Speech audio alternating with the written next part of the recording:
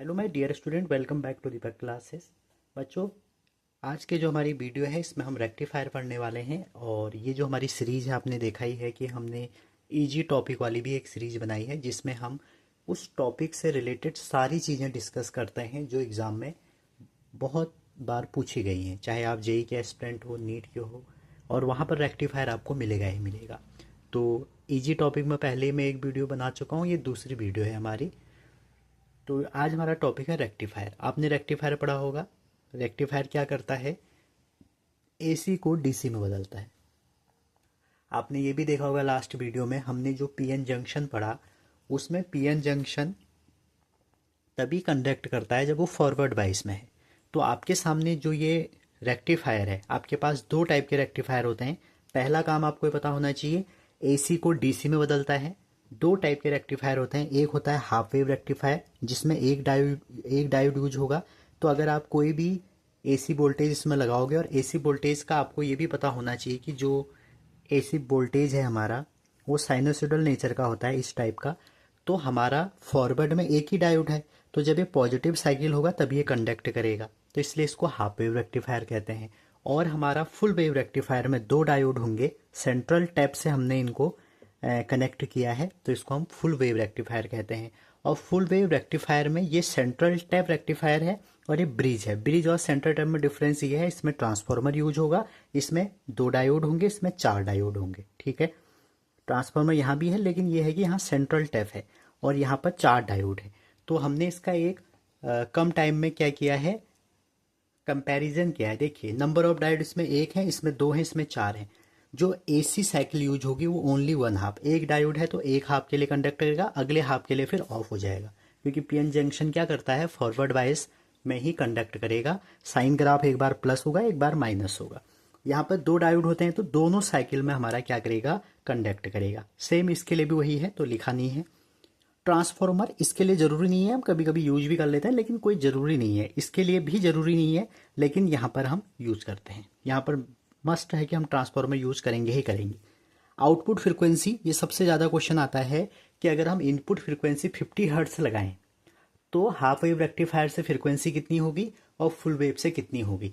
तो half wave में तो सेम रहेगी, ठीक है, और फुल वेव में डबल होगी। और बच्चों का जो एग्जाम में कंफ्यूजन होता है वो ये होता है कि फुल वेव में, जो हमारी फुल वेव है उसमें अगर डबल हो रही है तो हाफ वेव में हाफ हो जाएगी। ऐसा बिल्कुल नहीं होता है। डायोड प्लस हाफ में कंडक्ट कर रहा है, इसलिए एक ही साइकिल मिलेगी और हमारा सेम इनपुट मिलेगा, इसमें डबल इनपुट मिलेगा। इफिशियंसी आप देखेंगे कितना अच्छा काम कर रहा है। इसकी इफिशियंसी जनरली लो होती है और वो ये वैल्यू है, और इसकी इफिशियंसी आपकी हाई होती है और इसकी भी सेमी इफिशियंसी होती है।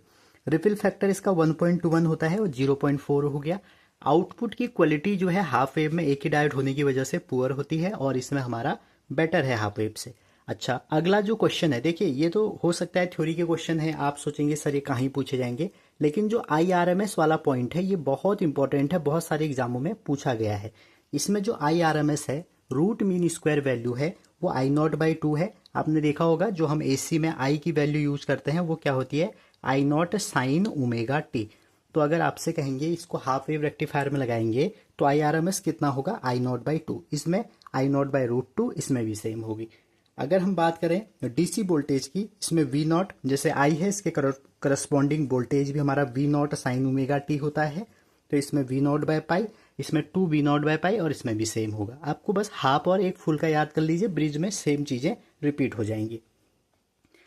बात करें कॉस्ट की तो इसकी कम है, ये तो क्या ही पूछा जाएगा, फिर भी आप देख लीजिएगा क्योंकि आजकल थ्योरी के क्वेश्चन भी बन रहे हैं।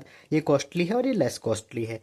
अगर हम वोल्टेज की बात करें, इसमें ज़्यादा वोल्टेज मिलता है, इसमें कम मिलता है, ठीक है, और दोनों में एक ही हो गया। तो कहने का मतलब है, एक तो आप फ्रिक्वेंसी वाला टर्म याद करिए, एक आप इफिशियंसी याद कर लीजिए, हो सकता है मे बी अगली बार इफिशियंसी आ जाए, और एक रिफिल फैक्टर याद कीजिए। अच्छा, ट्रांसफार्मर में मैं आपको एक बात बताना चाहूँगा जो आपने नोट करनी है। आपने नोट ही करनी है बच्चों, जो सेंट्रल टैप है, क्वेश्चन कई बार ये आ सकता है आपके लिए कि सेंट्रल टैप जो हमने ये वाला यूज किया है, कौन सा वाला आप देख रहे होंगे, हमने सेंट्रल टैप यहाँ यूज किया है। देखिए ये वाला जो है, ये सेंट्रल टैप हमने यूज किया, जो एरो दिखा रहा है, ये क्यों यूज किया जाता है, क्वेश्चन ये आएगा तो आप नोट करिए। ये हमें प्रोवाइड कराता है कॉमन ग्राउंड। कॉमन ग्राउंड या आप बोल सकते हैं न्यूट्रल पॉइंट कराता है।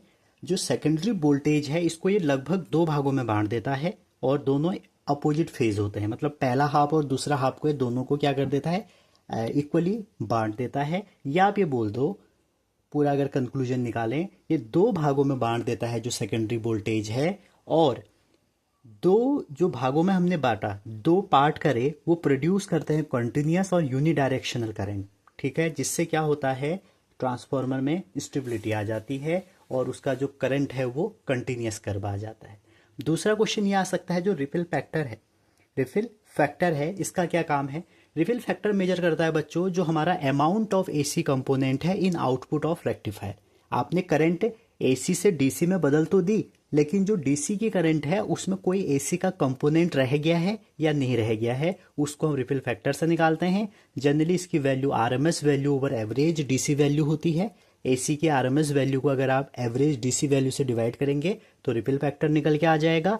अच्छा, अगर रिपल फैक्टर कम आएगा तो इसका मतलब ये हो गया कि ये प्रोड्यूस करेगा मोर डीसी आउटपुट, और अगर रिपल फैक्टर ज़्यादा आएगा तो ये प्रोड्यूस करेगा लेस डीसी एसी लेस, या आप ये बोल दीजिए जो डीसी है ये उसको पल्स के फॉर्म में प्रोड्यूस करेगा। ठीक है, और आप ये भी देख सकते हैं हाफ वेव का रिपल फैक्टर ज़्यादा है तो ये डीसी ज़्यादा प्रोड्यूस करेगा।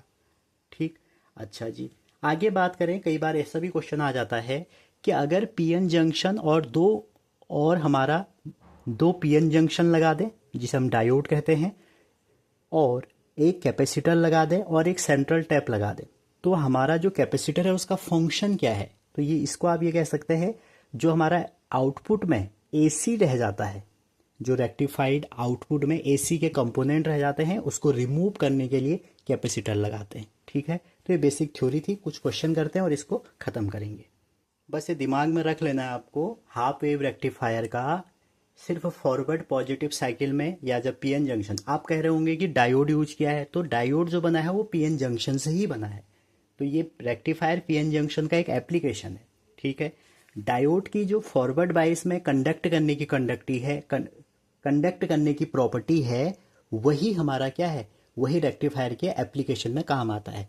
अगर एक डायोड यूज किया है तो हाफ वेव रेक्टिफायर की तरह बिहेव करेगा, अगर दो डायोड यूज किए हैं तो फुल वेव रेक्टिफायर की तरह यूज करेगा, जिसमें मैंने आपको बताया अगर फ्रीक्वेंसी एफ है तो हाफ वेव में चेंज नहीं होती है, फुल वेव में डबल हो जाएगी, और एफिशिएंसी हाफ वेव की ज़्यादा होती है, एफिशिएंसी फुल वेव की ज़्यादा होती है हाफ वेव से। ठीक है, कितनी होती है आप कमेंट करिएगा, और मैंने बता दिया। वैसे कुछ क्वेश्चन देखते हैं जो थ्योरेटिकल है, कंसेप्चुअल है और आसान है, और बार बार जेई और नीट के पेपर में आते हैं। ये सीरीज कॉमन है दोनों के लिए, आप इसको चाहें तो अपने जेई और नीट वाले दोस्तों को शेयर कर सकते हैं और अपना सपोर्ट हमें दे सकते हैं।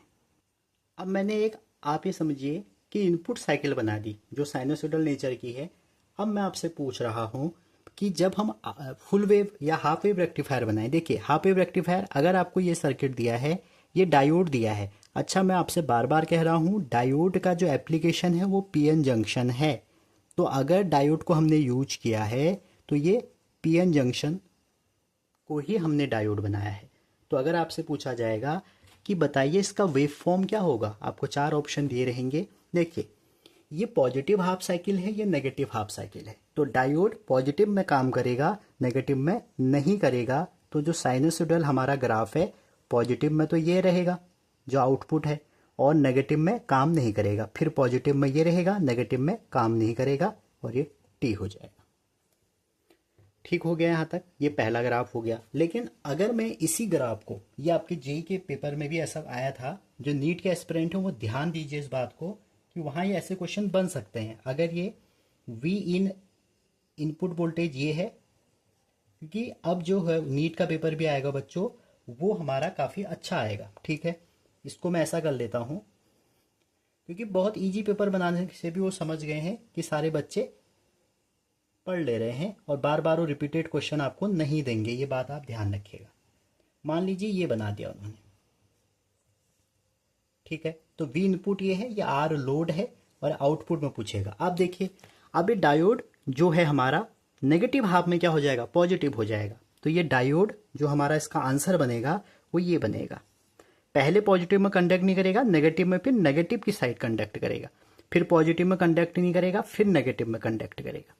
ये आप समझ रहे होंगे कि डायोड की जो लोकेशन है हमने बदलने से पॉजिटिव हाफ में ये फिर क्या हो जाएगा, रिवर्स साइड, नेगेटिव में क्या हो जाएगा, फॉरवर्ड बाइस। ठीक है, ये दो हो गए। अच्छा जी, कई बार एग्जाम में आपसे ये क्वेश्चन आ जाए, देखिए सेम क्वेश्चन दिया है, बस इसमें उन्होंने क्या कर दिया, ये हमारा एसी वोल्टेज ऐसे घुमा के लगा दिया, ये बन गया, ठीक है, और ये आपका आर आ गया, और एक जनरल वैल्यू दे देंगे बैटरी की, जैसे मान लो 3 वोल्ट शायद किसी एग्जाम में दी थी, और आपसे पूछा जाएगा कि आउटपुट बताइए, फिर वही वेव फॉर्म बताना है।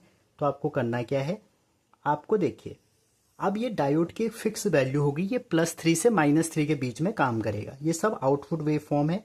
तो +3 से वेव फॉर्म जनरेट होगा ऐसे, और नेगेटिव हाफ में फिर वही काम नहीं करेगा, तो जाएगा तो ऐसे, लेकिन काम नहीं करेगा, हट जाएगा, फिर ये ऐसे बन जाएगा। क्लियर है यहाँ तक? तो हो सकता है आपके पेपर में ये वाला पार्ट दिया ही ना हो।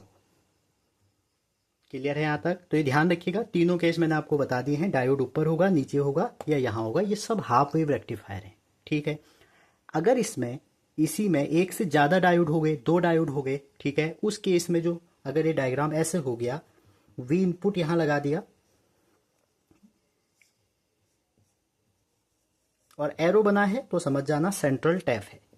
1 डायोड, 2 डायोड,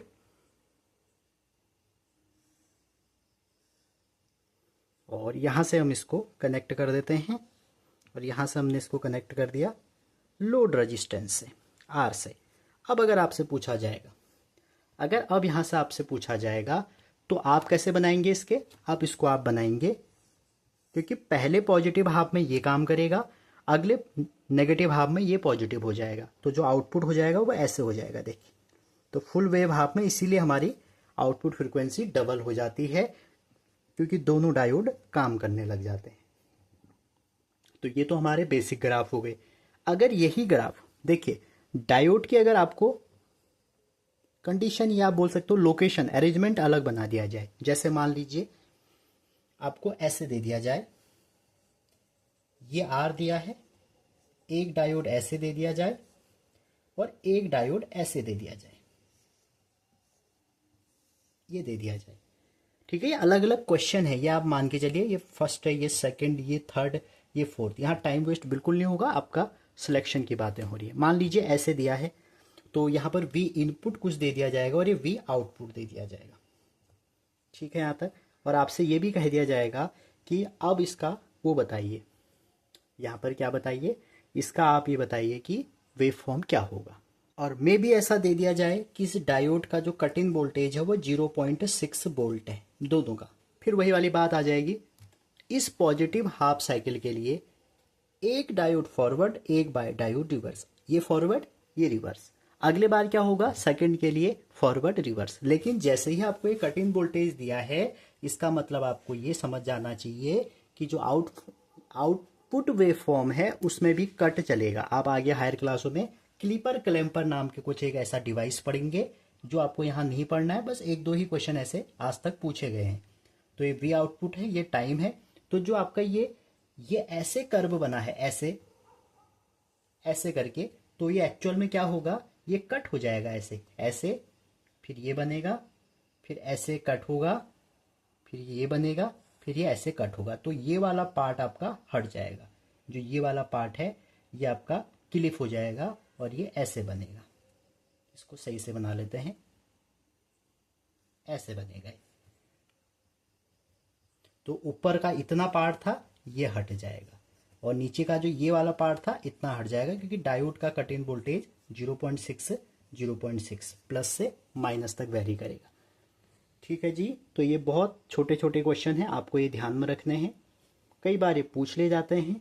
तो ये आज की हमारी वीडियो थी रेक्टिफायर की, एटलीस्ट ये मान के चलिए आपका ये टॉपिक कंप्लीट करवा देगी। अगर आपने पहले पढ़ा है तो ये आपका इसका बढ़िया रिवीजन भी हो जाएगा। तो मैंने ये सोचा है कि अब मैं हफ्ते में 1 या 2 दिन ऐसे इजी टॉपिक, जैसे मॉडर्न फिजिक्स है हमारी, जैसे हमारा सेमीकंडक्टर है, ये जो इजी टॉपिक हैं, जो स्कोरिंग टॉपिक हैं, उनके लिए एक ऐसी ही अलग से 20-20 मिनट की प्लेलिस्ट बना दूं, जिससे आप एग्ज़ाम टाइम में जल्दी जल्दी रिवाइज करें। अगर ये आपको पसंद आ रही है प्लेलिस्ट तो आप ज़रूर कमेंट करिएगा, मैं इसको आगे कंटिन्यू ज़रूर करूँगा। चलिए मिलते हैं अगली वीडियो में। Wishing all the best.